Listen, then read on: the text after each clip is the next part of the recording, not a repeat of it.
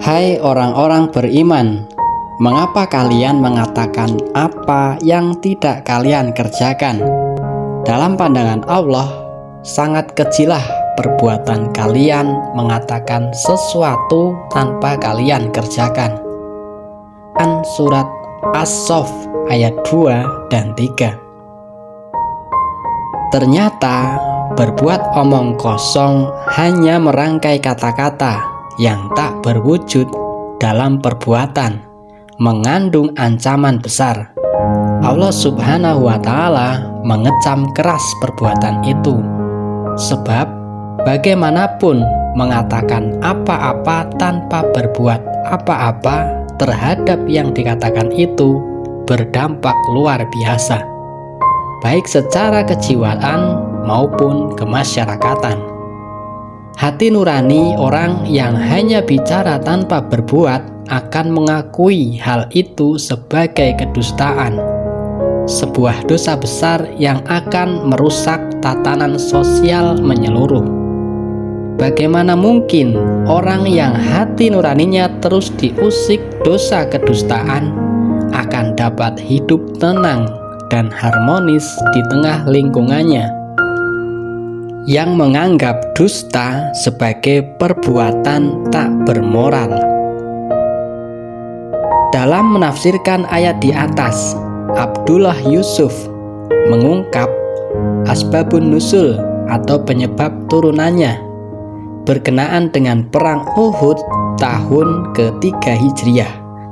Pada perang Uhud ada beberapa orang yang tidak menaati perintah, dan dengan begitu mereka merusak disiplin. Mereka banyak bicara, tetapi keputusan kata-katanya tidak didukung oleh perbuatan yang nyata dan tegas. Perilaku demikian sangat keji menurut pandangan Allah. Hanya karena karunia pertolongan Allah, mereka diselamatkan dari petaka itu. Imam Bukhari dan Imam Muslim meriwayatkan sebuah hadis tentang nasib orang yang hanya pandai berkata-kata tanpa tindakan nyata. Pada hari kiamat, ada seseorang dipanggil. Ia kemudian dilemparkan ke dalam neraka, sehingga ususnya terburai dan berputar-putar bagai keledai menarik penggilingan.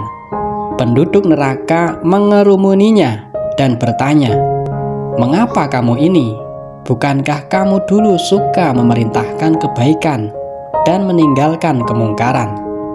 Orang tersebut menjawab, "Benar, aku suka mengajak kalian berbuat kebaikan, tapi aku sendiri justru tidak melakukannya. Aku juga suka mencegah kalian dari kemungkaran, tapi aku sendiri malah melakukannya." Sebuah hadis senada diriwayatkan Imam Ahmad. Dalam Musnad, Rasulullah SAW bersabda, "Ketika perjalanan malam Isra Mi'raj, aku melewati sekelompok orang yang sedang mengguntingi bibir-bibir mereka dengan gunting yang terbuat dari api neraka. Kepada malaikat Jibril, aku bertanya, 'Siapa mereka?' Jawab Jibril, 'Mereka adalah umatmu yang menjadi juru dakwah di dunia. Mereka selalu memerintahkan kebaikan kepada setiap orang, tetapi melupakan diri mereka sendiri.'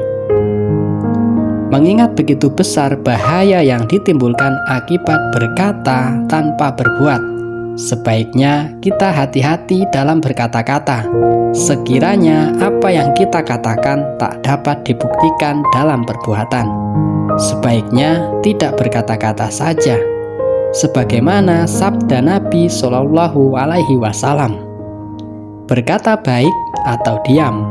Perkataan baik itu adalah perkataan yang bermanfaat, yang dapat dipertanggungjawabkan pelaksanaannya. Jika hanya obral kata yang cuma bualan saja, lebih baik tutup mulut. Diam itu hikmah, kata sebuah hadis Rasulullah Muhammad SAW. Bahkan berbuat sesuatu tanpa banyak koar-koar lebih bagus lagi. Pepatah Arab menyebutkan, berbuat sesuatu lebih baik daripada sefasih apapun perkataan. Apalagi mengingat segala ucapan dan tindakan yang kita lakukan selama hidup di dunia dicatat cermat oleh Allah Subhanahu wa Ta'ala. Sebagaimana firman Allah dalam Quran Surat Al-Kahfi ayat 49, untuk dimintai pertanggungjawaban di akhirat, arsip jejak digital milik Allah Subhanahu wa Ta'ala amat lengkap dan sempurna. Bahkan yang baru terbersit dalam hati dan pikiran sudah terekam, sehingga tak ada celah untuk membantahnya. Artikel ini dibacakan dari website republika.go.id.